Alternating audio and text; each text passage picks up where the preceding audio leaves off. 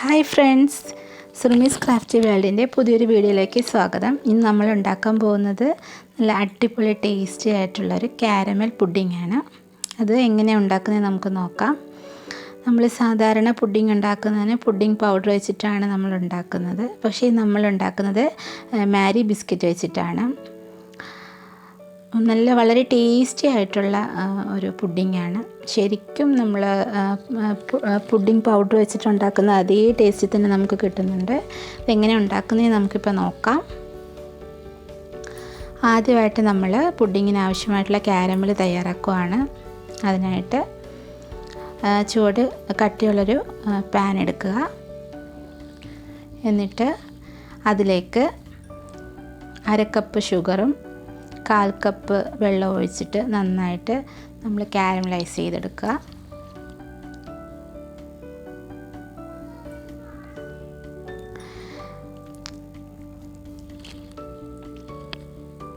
Flame വളരെ കുറച്ച് വെച്ചിട്ട് വേണം നമ്മൾ ചെയ്യാൻ, അല്ലെങ്കിൽ ഇത് പെട്ടെന്ന് കരിഞ്ഞു പോകാൻ സാധ്യതയുണ്ട്.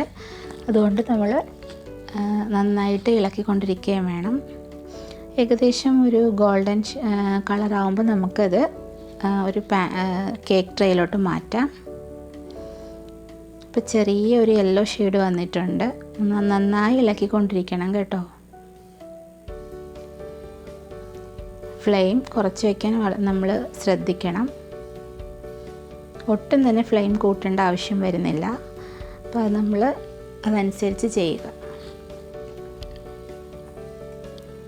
ഇപ്പോൾ നമുക്ക് കുറേശ്ശെയായിട്ട് യെല്ലോ ഷെയ്ഡ് കൂടി വരുന്നതായിട്ട് നമുക്ക് മനസ്സിലാവും.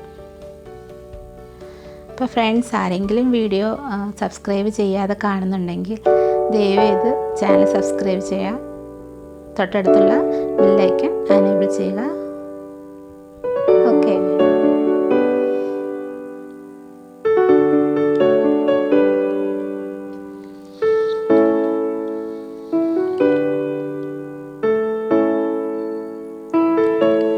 ഇതുപോലെ നമ്മൾ കൈ എടുക്കാതെ നന്നായി ഇളക്കിക്കൊണ്ട് തന്നെ ഇരിക്കണം.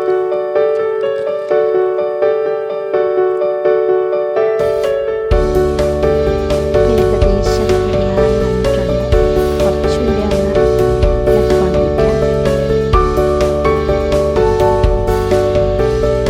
കുറച്ചുകൂടി യെല്ലോ ഷെയ്ഡ് കൂടിയിട്ടുണ്ട്, കണ്ടോ?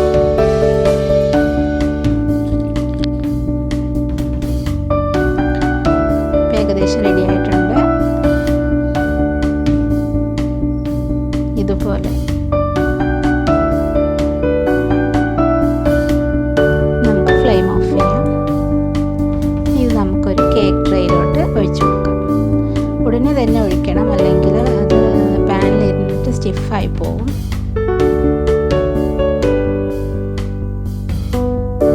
അത് ഫുള്ള് നമുക്ക് അതിലോട്ട് ഒഴിച്ചു കൊടുക്കാം. എന്നിട്ട് നമുക്ക് ആ കേക്ക് ട്രേയിൽ എല്ലായിടത്തോട്ടും വരത്തക്ക രീതിയിൽ റെഡിയായി കൊടുക്കാം. ഇതേപോലെ നമുക്ക് നന്നായിട്ട് ചൂടാറാനായിട്ട് വയ്ക്കാം. ഒരു 4 മണിക്കൂറെങ്കിലും നമുക്കത് റെസ്റ്റ് ചെയ്യാൻ വയ്ക്കണമെങ്കിൽ അതിൻ്റെ ചൂടൊക്കെ പോയിട്ട് നല്ല സ്റ്റിഫായിട്ട് വരുത്തും. ഇനി നമുക്കൊരു 15 മാരി ബിസ്ക്കറ്റ് മിക്സിയുടെ ജാറിലോട്ട് ഇട്ട് കൊടുക്കാം.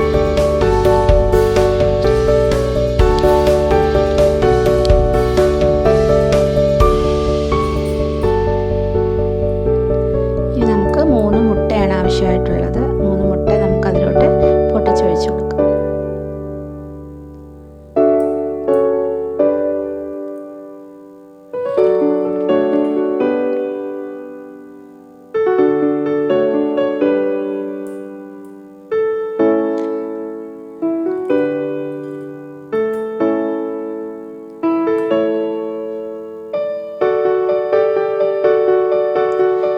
ഇനി നമുക്കിതിലേക്ക് ആവശ്യമായിട്ടുള്ള ഒരു നുള്ളുപ്പ് കൂടി ചേർത്ത് കൊടുക്കാം.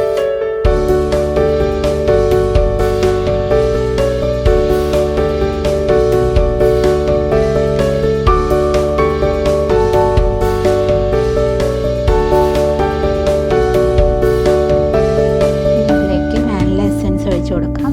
ഏലക്കാപ്പൊടി ഉണ്ടെങ്കിൽ അതായാലും മതി. ഇപ്പോൾ എൻ്റെ കയ്യിൽ വാനില എസൻസ് ഉള്ളതുകൊണ്ട് ഞാൻ 1 ടീസ്പൂൺ വാനില എസൻസ് കൂടി ചേർത്ത് കൊടുക്കുന്നുണ്ട്. ഇനി 250 മില്ലി പാല്,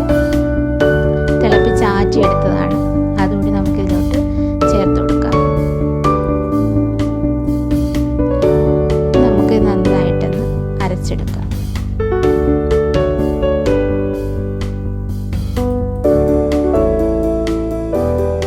നന്നായി അരഞ്ഞു വന്നിട്ടുണ്ട്. പിന്നെ ഒരു കാര്യം ഞാൻ പറയാൻ വിട്ടുപോയി, നമുക്കിതിലോട്ട് 1/2 കപ്പ് പഞ്ചസാര കൂടി ചേർത്തിട്ട് വേണം അരയ്ക്കാനായിട്ട്.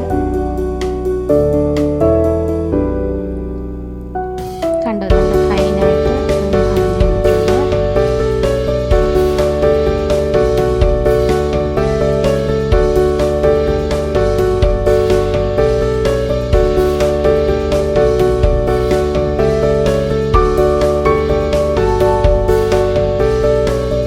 നമ്മൾ നേരത്തെ ഒഴിച്ച് വെച്ച കാരമൽ അതിലോട്ട് നമുക്ക് ആ കേക്ക് ട്രേയിലോട്ട് നമുക്ക് ഈ മിക്സ് കൂടി ഒഴിച്ചു കൊടുക്കാം.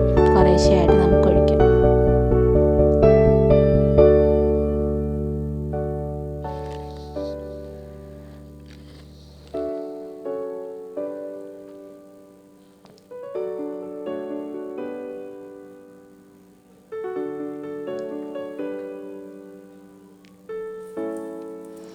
ഇനി ഒരു അലുമിനിയം ഫോയിൽ വെച്ചിട്ട് നമുക്കിത് കവർ ചെയ്ത് കൊടുക്കാം.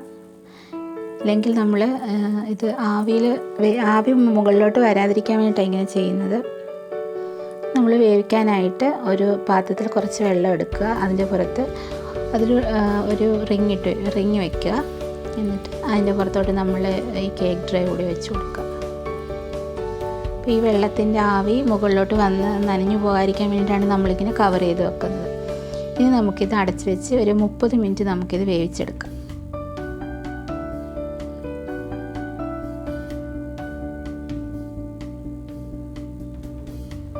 ഇപ്പോൾ 30 മിനിറ്റ് കഴിഞ്ഞിട്ടുണ്ട്. നമുക്കൊന്ന് തുറന്ന് നോക്കാം.